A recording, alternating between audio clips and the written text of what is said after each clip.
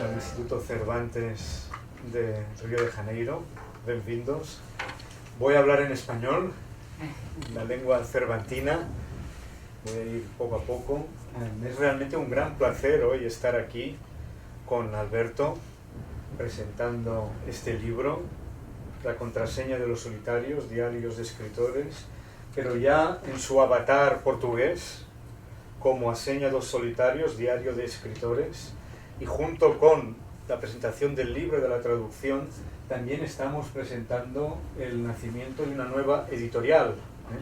Editorial, aquí lo vemos, Papéis Selvagens, creo con una vocación salvaje y atrevida de traer la mejor literatura y la mejor crítica para Río en portugués, ¿no? Y Rafael, Antonio y Elvira, muchas gracias por estar aquí y contribuir Ahora me gustará decir 4 líneas solo para presentar a Alberto, luego pasar la palabra a Rafael para que hablen justamente del nacimiento de esta nueva editorial. En primer lugar, saludar a Alberto Giordano, es crítico y ensayista, profesor de Teoría Literaria de la Universidad Nacional de Rosario, investigador del Consejo Nacional de Investigaciones Científicas y muchas otras cosas que no me voy a alargar para no hacerme pesado, ¿no? Pero decir que, bueno, que él sin duda alguna ha dictado cursos y seminarios de posgrado, especialmente en Argentina, Chile, Brasil, Perú, España y Francia. Me hablaba ahora de mi ciudad natal, Barcelona, donde ha pasado varias ocasiones. Pero sobre todo decir que dirige la colección Paradoxa de ensayo de la editorial Nube Negra, y que entre sus últimos libros podemos encontrar El pensamiento de la crítica, de este mismo año, 2016, La contraseña de los solitarios, diarios de escritores, que es de 2012 y que me decía que es el primer libro que traduce al portugués. Luego tiene Vida y obra, otra vuelta al giro autobiográfico, el giro autobiográfico de la literatura argentina actual, y tampoco voy a leerlos todos porque son muchos, pero sí uno que me parece que muy importante, es Modos del ensayo, de Borges Apiglia, y también Manuel Puig, La conversación infinita. Realmente Alberto es un crítico apasionado, que creo que ejerce la crítica como pasión literaria, ¿no? Como un ejercicio de devolver aquello que uno lee, ¿no? Pero leyendo un poco sus artículos en internet me ha resultado su interés por lo que se llama autoficción, creo que es muy grande. Me gustó mucho tu frase, el dominio inestable de las escrituras del yo, entendiendo por escrituras del yo precisamente la autobiografía, memorias, las cartas y los diarios. Y estoy seguro que el libro que vamos a presentar hoy es una incursión fascinante en lo que hace un escritor cuando escribe sobre sí mismo y no escribe sobre ficción. No me voy a alargar más, te paso la palabra a Rafael para que nos hable después de esta nueva editorial. Muchas gracias. Primero agradecer a Óscar, al Instituto Cervantes, Carlos y Fernanda, que siempre ha sido un espacio que nos ha acogido muy bien y ha hecho posible muchos de nuestros proyectos literarios y académicos. Muchas gracias. Y muy feliz de comenzar este nuevo proyecto editorial aquí y de comenzar con Alberto, que es un gran profesor y gran amigo. Y esta editora, la historia de las empresas editoriales en América Latina siempre fue muy ligada a las familias. Y yo creo que nosotros, como con un gusto anacrónico, estamos volviendo a una empresa familiar. Mi esposa y Antonio, que ya es como un hermano, y queremos hacer de esta editora eso, un lugar de afecto y de buscar libros y autores. Estaba leyendo esta semana un libro de Elías Canetti, sus críticas literarias, y él solo hablaba de aquellos autores que lo habían transformado. Y pensé que un poco este es nuestro espíritu, queremos traer esos libros, esos autores que nos han transformado, como me transformó a mí, por ejemplo, la lectura de Alberto, y hacer de la editora ese lugar, ¿no? de encontrar esos autores y esa literatura que transformen también nuevos lectores. Paso la palabra a Gira y Antonio, que van a presentar cada colección de la editora. Bueno, gracias a ustedes por permitirnos lanzar este libro aquí, a ustedes por su presencia y a Rafael, que tuvo esta idea hace tanto tiempo, estamos juntos, 15 años que escucho a Rafael hablar de ser editor, la verdad, de vivir entre libros, ¿no? El sueño de vivir entre libros, sea leyéndolos, sea escribiéndolos o sea editándolos. Entonces, hoy es como el principio de un sueño que se ha construido, por lo menos desde que te conozco, pero sé que desde mucho antes. Y me alegra mucho hacer parte. Yo soy antropóloga y voy entonces en las Papeles Salvajes, preocuparme por la edición de libros de antropología. Pusimos el nombre de Kalela. Kalela es una danza que tiene una hermosa etnografía. Es una danza interétnica que era usada como una manera de brincar, de brincadeira, de burlarse de los otros y al mismo tiempo de esa manera de solucionar los conflictos. Entonces decidimos colocarle a la colección de antropología Kalela justamente en ese espíritu de solucionar los conflictos brincando. Y estábamos en la idea de publicar tesis, ensayos, etnografías, coletáneas, antropológicas de excelente calidad y están bienvenidos entonces también a la Kalela Dance. Muchas gracias. Mi castellano es muy malo, entonces voy a hablar en portugués. Com muita alegria, muita honra que a gente está aqui, né? Muito gratos ao Instituto Cervantes por propiciar esse momento, muito gratos à presença de Alberto, crítico extremamente importante para nós, né? Que efetivamente funciona como um exemplo e um modelo de atividade crítica que a gente tenta seguir e emular. E planejamos nesse momento inicial da editora, que é claro, né, um sonho com certa margem de risco e de aventura e de selvageria também, que passa pelo interesse em produzir uma intervenção na cultura que diga respeito às nossas convicções a respeito do que é importante, fundamental, necessário. Então, além da coleção sobre a qual a Elvira falou, né, ligada a ciências sociais, antropologia, nós pensamos em mais duas coleções, uma voltada especificamente para a produção ensaística contemporânea, para textos que se concebem como ensaio e que concebem o ensaio como um exercício de aventura do pensamento. Chamamos essa coleção de marginália por compreender que é justamente nessa região, na margem dos textos, onde se fixa, né, o pensamento mais aventureiro, incendiário, momentâneo. E uma outra coleção voltada aí para os experimentos de ordem ficcional, que chamamos de coleção Arcimbolde, em homenagem, né, ao personagem de escritor consagrado na obra monumental de Humberto Bolanho. Acho que disse tudo, né? E, claro, a coleção Mini Marginália, né, na qual a gente planeja lançar ensaios mais breves, em um formato diferente, grampeado, etc., funcionando aí também como uma via de trazer à luz novos autores, né, novas propostas também na área do ensaio, da produção não ficcional. Acho que é isso, né? Queria reiterar a alegria, o orgulho e a satisfação que a gente tem aqui nesse momento, a presença de todos vocês, e agora acho que cabe passar a palavra, né, à estrela da noite, o grande Alberto. E ao final, convidamos todos para uma taça de vinho.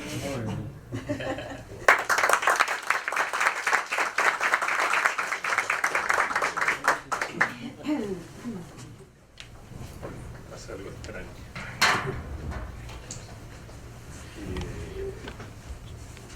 Bueno, estoy tan agradecido que no sé cómo agradecer. Digo, porque en general es tan retórico el agradecimiento que tendría que escribir algo, no decirlo, ¿no? Estoy agradecido a los editores, a Rafael en particular por haber traducido el libro, al Instituto Cervantes por recibirnos, a ustedes por estar aquí. Es muy especial. Ser traducido es muy especial y es un libro que yo quiero particularmente. Supongo que si hubiesen traducido otro también lo hubiesen querido particularmente, pero bueno, este también lo quiero particularmente. Bueno, yo preparé algo, como tengo miedo de haber abusado de la confianza del auditorio por anticipado, como había anunciado palestra, dije, bueno, voy a tener que hablar, desarrollar un poco mi tema, que es el lector de diarios cuando se transforma en ensayista crítico de diarios.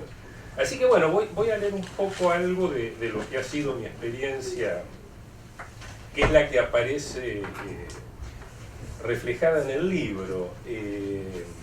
El libro no es exactamente la traducción del libro que se llama La contraseña de los solitarios en español. Yo creo que es un libro notablemente mejor, porque los editores, con muy buen criterio, sacaron de ese libro algunos ensayos, tomaron de otros libros míos donde seguí escribiendo o ya había escrito sobre diarios y armaron un libro que realmente me hubiese gustado escribir.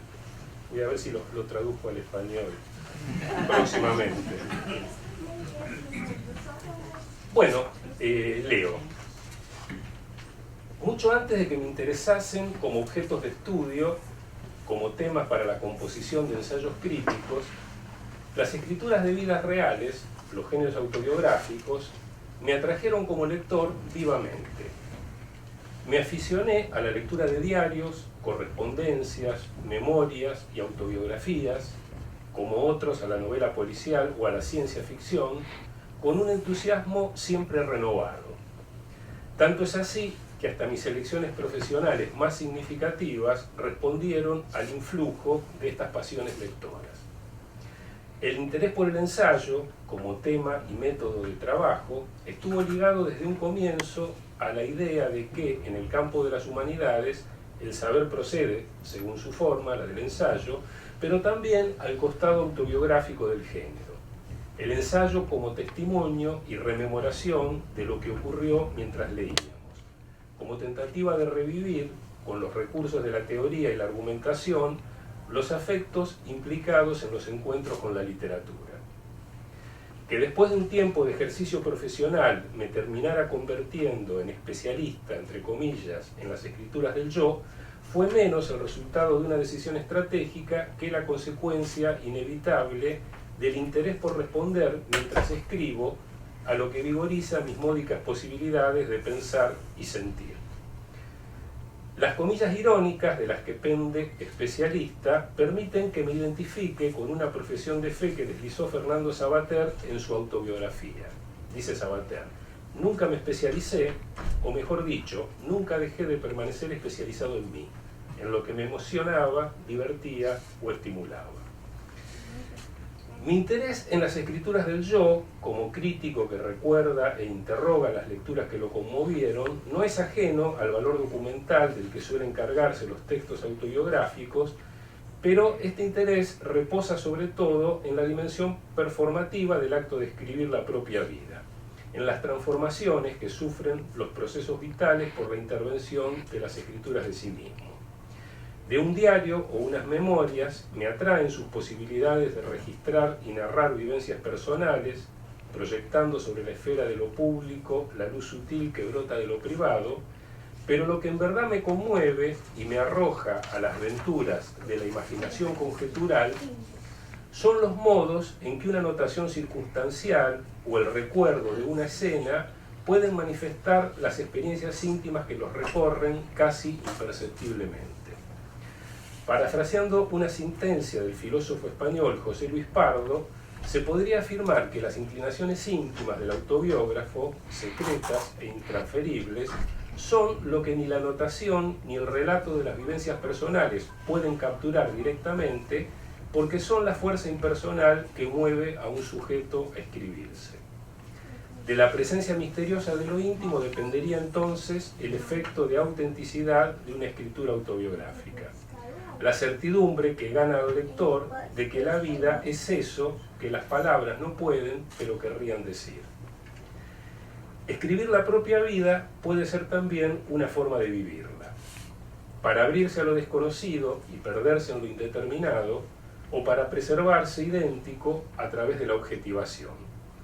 Estas dos tendencias coexisten en todas las escrituras autobiográficas, las distingue la mayor o menor fuerza con que se ama el devenir de la vida, y lo que antes identifiqué como efecto de autenticidad dependería de la preeminencia del primer impulso, de abrirse a lo impersonal y lo indeterminado, sobre el segundo, el de la objetivación. Un ensayo notable de María Zambrano sobre el género de la confesión, encontrarlo fue providencial para el desarrollo de mi trabajo, expone los alcances éticos de esta diferencia. Fue pura casualidad, pero celebro que ya cité 3 autores españoles en el Instituto Cervantes: Sabater, Pardo y Zambrano. Zambrano propone una teoría, perdón, me perdí por hacer un chiste malo. Zambrano propone una teoría de los géneros literarios que remite sus diferencias a las distintas necesidades de la vida que les dieron origen. No se escribe ciertamente por necesidades literarias, dice Zambrano, sino por la necesidad que la vida tiene de expresarse. Y no son las mismas necesidades las que se manifiestan a través de una novela autobiográfica o una confesión. En este contexto, la confesión es la máxima acción que se puede ejercer con palabras, ya que apunta al encuentro de vida y verdad, es decir, a la transformación de quien se confiesa, de quien se expone activamente al encuentro con algo verdadero de sí mismo, hasta entonces desconocido o denegado. Lo esencial es que para Zambrano la verdad pura, despojada de falsificaciones, tiene la capacidad de enamorar y hacer más activa la vida, no la de limitarla o inhibirla. La vida en curso de transformación y ampliación radical de sus posibilidades es un proceso impersonal, ya que presupone el goce por la pérdida de sí mismo. En este sentido, porque revela ciertas complacencias consigo mismo, Zambrano opone al impulso confesional lo que llama la voluntad de novelarse autobiográficamente. Una de las más graves decisiones artísticas, dice ella con la severidad característica, ya que el arte tiene que ser salvación del narcisismo y la objetivación estética de uno mismo sería puro narcisismo y aniquilación de lo posible. El deseo de configurar, con los recursos casi siempre torpes del ensayo crítico, los actos autobiográficos en los que un sujeto se desdobla y deja de ser él mismo, se desdobla y, sin dejar de ser él mismo, se convierte en otro, más verdadero, por abrirse a la afirmación de lo indeterminado que condiciona su existencia, este deseo propio de un crítico moralista fortaleció el interés por las formas y las funciones del diario personal, el género que mejor se prestaría al cumplimiento de actos confesionales, aunque, o tal vez porque, es el más favorable al cultivo del egotismo. Antes de que despuntase con fuerza este interés crítico, los diarios de escritor ya se habían impuesto como mi género autobiográfico preferido por 2 razones asociadas con los placeres de la lectura. Porque su forma discontinua produce un efecto de autenticidad autobiográfica potente, mayor, según mi entender, que el de la autobiografía y las memorias, y porque en su escritura se enlazan ética y estética, las rutinas de la ejercitación literaria y la discreta intensidad de los ejercicios espirituales. Cada género autobiográfico propone por su misma forma una determinada imagen de la vida, un modo de comprometer afectivamente al lector a través de la identificación con lo que presenta esta imagen. Transcribo una entrada del diario ligeramente irónico que llevé en Facebook entre noviembre de 2014 y diciembre de 2015, en el que hay algunos apuntes que aluden a la capacidad que tiene este género, el diario, de hacernos sentir las pulsaciones de lo viviente a expensas de la integridad del autobiógrafo. 8 de octubre de 2015. Mientras preparo la charla de esta tarde sobre las deseables tensiones entre lo confesional y lo novelesco en las escrituras autobiográficas, miro en YouTube una larga entrevista a Francis Bacon. La charla estaba organizada por un taller de artistas visuales, quise hacer los deberes.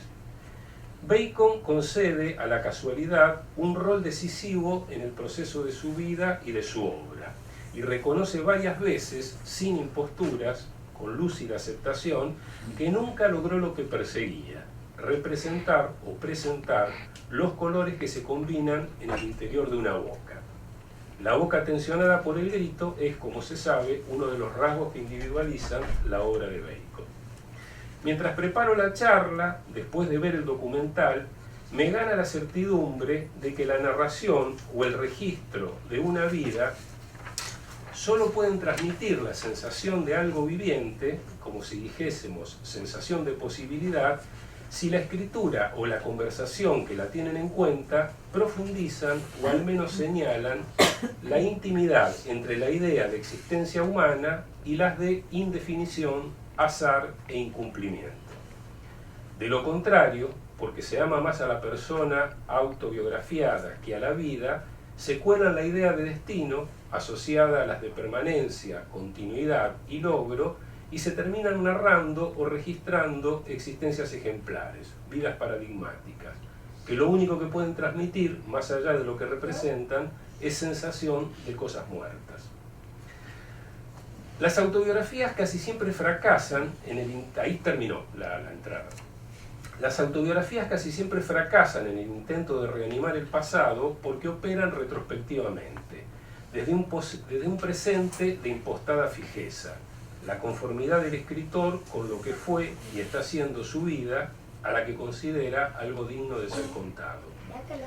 Ni siquiera la infancia, que es por definición el reino de lo indeterminado y las metamorfosis aleatorias, queda a salvo de la inmovilidad. La apropiación autobiográfica solo repara en lo que anticipó el porvenir como consumación de un destino memorable. Incluso si fueron escritas con ánimo expiatorio para reconstruir las condiciones que desviaron la existencia por caminos errados, las autobiografías apuestan en principio a despertar la admiración del lector, ofreciéndole el espectáculo de la integridad moral, la honestidad, el coraje de quien rememora. Es el caso de Regreso a Reims, de Didier Dubon, por mencionar una lectura reciente. Es algo que acababa de leer y me di cuenta que todo lo que había escrito, lo había escrito pensando en ese relato autobiográfico. Los diarios, en cambio, al presentar la vida como un proceso in medias res, pautado por la dinámica del recomienzo incesante, la insistencia de lo que no tiene causa ni fin, absorben el interés del lector hacia una experiencia en la que importan tanto las continuidades significativas como lo que se deshace, se pierde o se olvida, a veces porque sí, sin trascendencia. Un ejemplo. El joven Tolstói concibe la práctica del diario íntimo, que en su caso toma la forma del examen de conciencia, a la manera de un ejercicio de la verdad destinado al autoperfeccionamiento, a la constitución de sí mismo como sujeto moral. Esta función es una de las originarias, ¿no?, de los diarios.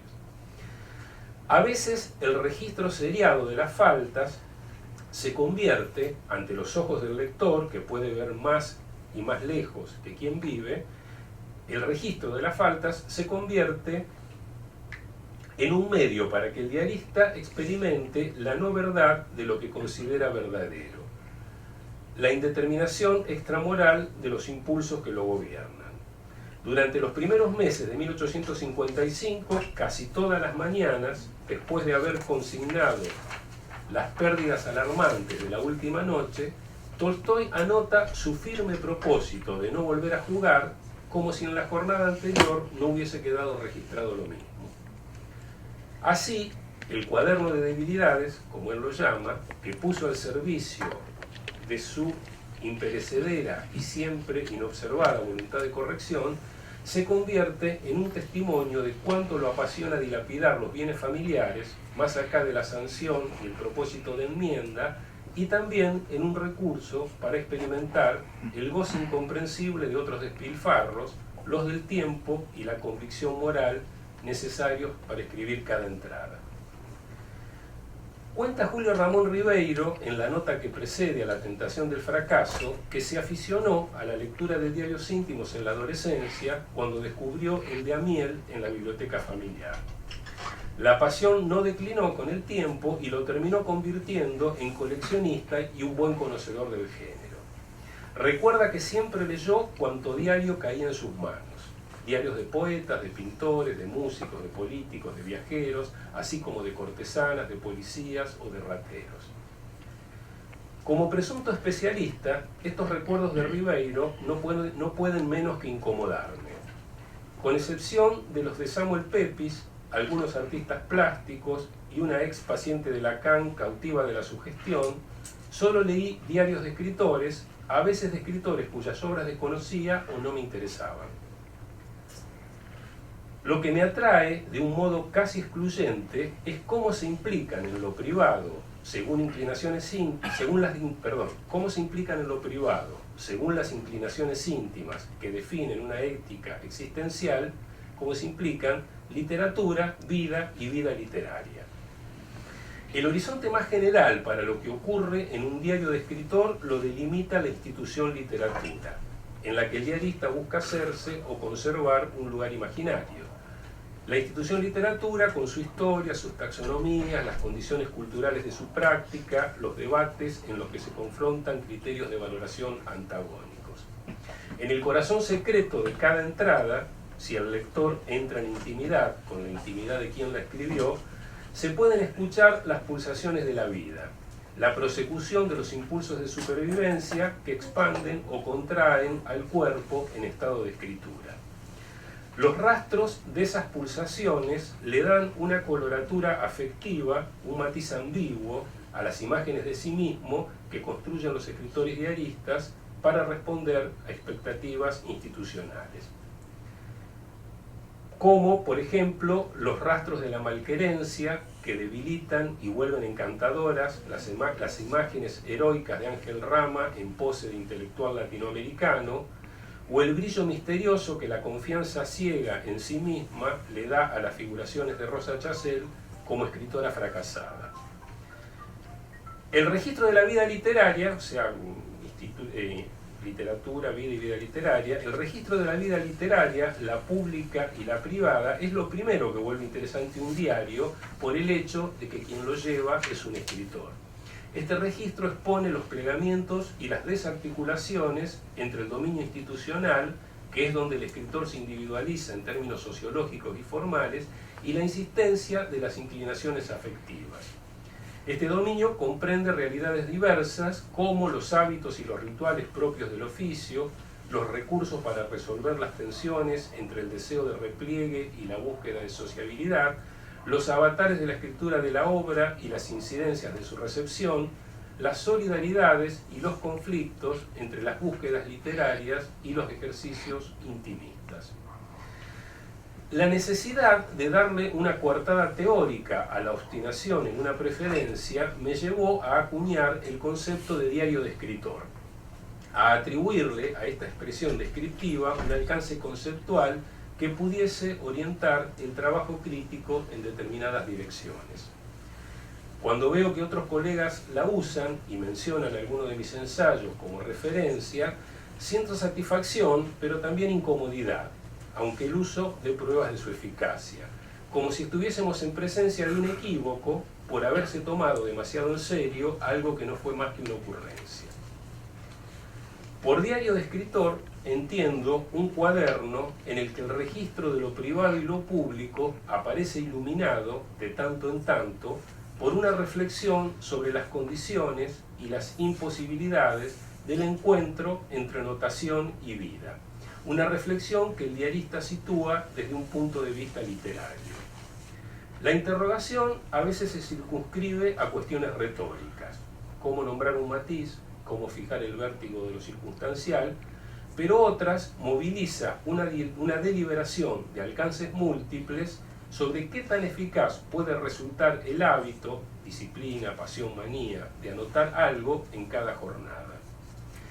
Incluso cuando la relegan a los márgenes de su actividad, y no la consideran parte de la obra, la práctica del diario le plantea a los escritores problemas específicos de técnica literaria ligados a la conciencia que han adquirido de los poderes y los límites del lenguaje cuando intenta presentar fragmentos de vida.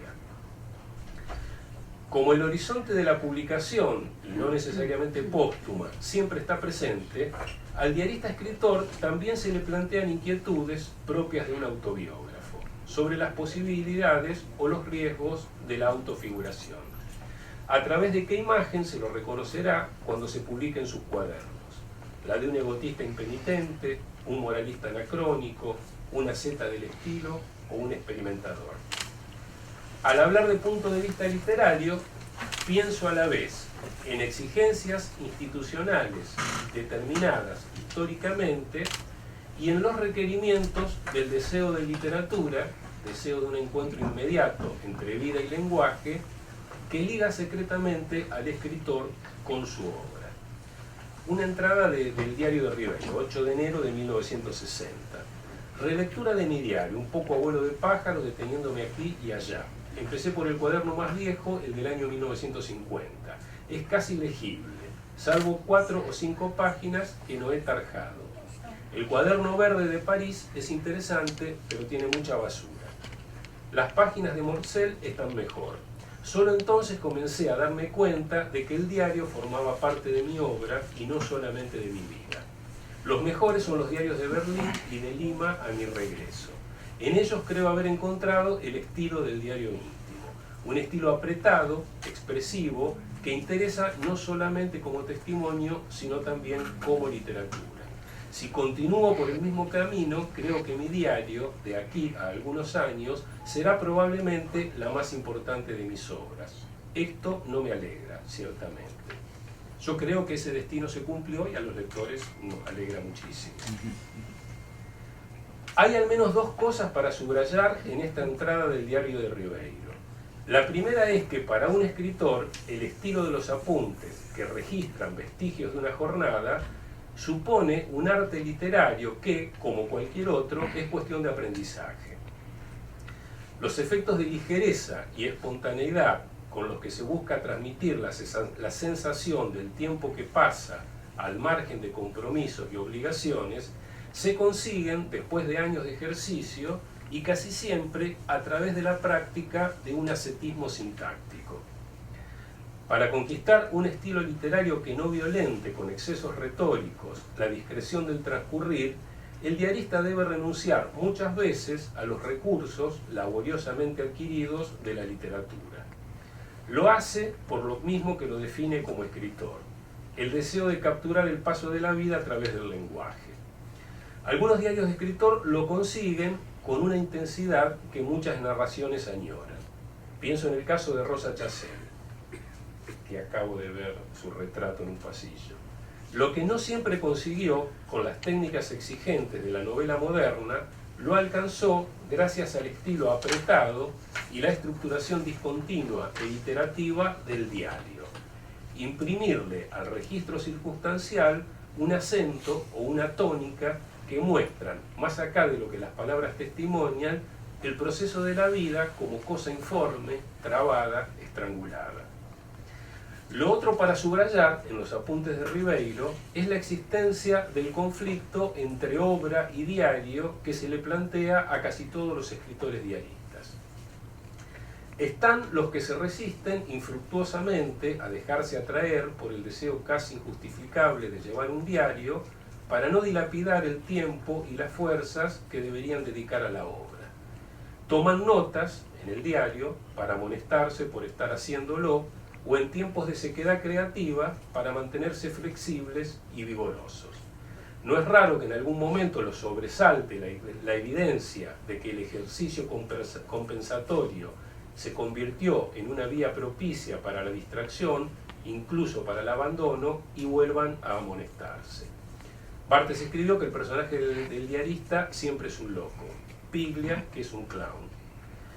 Por otro lado, están los que, como Ribeiro, aceptan que el diario forma parte de la obra, porque también es literatura, pero lo hacen con resignación, como si fuese un consuelo por no haber sabido resistirse más que una auténtica convicción.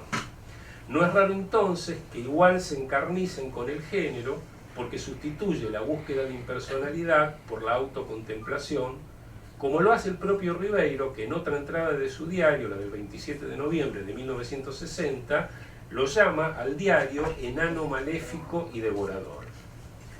Se diría que los únicos diaristas más o menos conformes con la prosecución del ejercicio son los que, como Virginia Woolf, sin desconocer su dimensión literaria, le atribuyen funciones poco pretenciosas, meramente higiénicas, como, la cito, rascarse o, si todo va bien, como tomar un baño. En su caso, el diario se convierte en obra casi por añadidura, a través de un salto del registro chismoso a la imaginación extravagante, sin haber padecido maltratos ni encarnizamientos. En un ensayo sobre el género, sobre el diario, que lleva el sugestivo título de Diálogo con un interlocutor cruel, Elías Canetti se pregunta, ¿qué sentido tiene llevar un diario para quien lo escribe? Es decir, para alguien que de todos modos escribe muchísimo porque su profesión es escribir. La principal estrategia crítica de la que eché mano una y otra vez para ensayar lecturas de diarios de escritores consistió en mantener abierta esta pregunta, activos el asombro y la curiosidad que alientan su enunciación. ¿Qué acciones y qué pasiones despierta la práctica del diario cuando la sostiene alguien que escribe muchísimo? Más que lo específico de un género en el contexto de las llamadas escrituras del yo, lo que siempre me interesó es la figura del diarista como alguien o algo que el ejercicio de la notación incidental va componiendo hasta darle la consistencia de un carácter, mientras secretamente lo deshace en el flujo misterioso de lo impersonal cuando sus actos cobran, para quien los lee, valor de contraseñas. En Canetti, la pregunta por el sentido de los diarios de escritor es una artimaña retórica para exponer el elogio, disfrazado de teoría, de la que él supone es su actitud diarística. En el diario, dice Canetti, uno habla consigo mismo. Para aligerarse de las tensiones cotidianas y para alcanzar una conciencia lúcida de los procesos interiores que orienten la acción, el yo imaginario, dice Canetti, al que se dirige el diarista, es tan paciente como insobornable, escucha con verdadera curiosidad, no interrumpe, y como su papel es custodiar lo verdadero y censurar las motivaciones espurias, la vanidad, la arrogancia, desactiva drásticamente el deseo de mentir.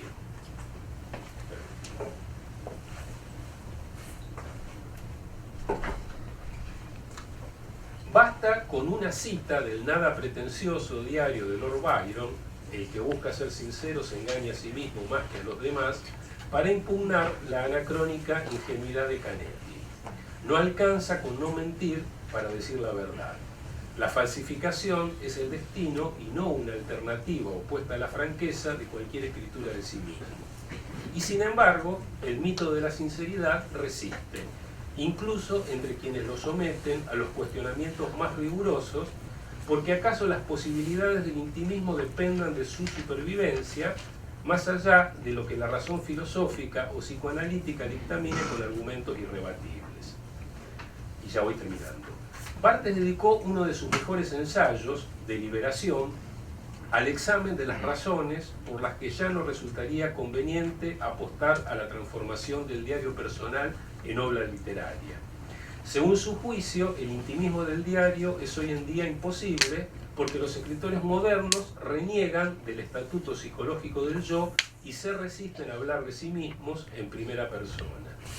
La mención de los nombres de John Cheever, Rosa Chazelle y Julio Ramón Ribeiro, 4 diaristas extraordinarios activos en el momento en que Barthes ensayaba su deliberación, desbarata de un solo golpe el carácter evidente y reivindicable de la supuesta caducidad del género. Los tres corrieron los riesgos de la autocomplacencia y la impostura, a veces con placer, a veces con espanto, porque creían en la necesidad del ejercicio autobiográfico, aunque les sobraran razones para encarnizarse con sus virtudes espirituales y temerle a su prosecución. Lo mismo en lo que creyó el propio Barthes mientras llevó un diario de duelo después de la muerte de su madre. Al margen de cualquier deliberación, la forma del diario se le impuso como la más apropiada para un registro de las fluctuaciones anímicas que pudiera servirle para cuidar de sí mismo, sin ánimo de reducir su aflicción, pero sí de alivianarla de sentimentalidad. El ejercicio melancólico del diario le permitió ceñir la rareza del duelo, examinar en detalle, hasta extrañarse de sí mismo, las alternancias y las simultaneidades de emotividad y reserva, de ligereza y desconsuelo. Le permitió vivir la aflicción activamente, no para hacer literatura, la idea lo aterrorizaba, sino para someter el dolor a la prueba transfiguradora de lo literario.